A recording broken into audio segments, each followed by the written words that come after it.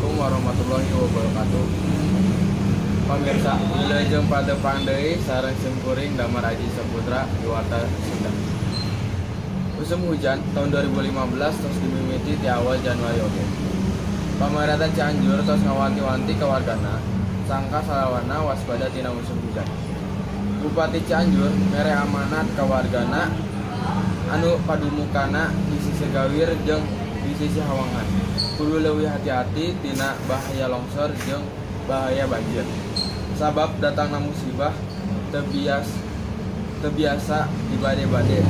Di tahun ka tahun pamarentah geus ngalaksanakeun tarekah sangka musibah banjir jeung longsor dina musim hujan ieu hareupeuna ka warga.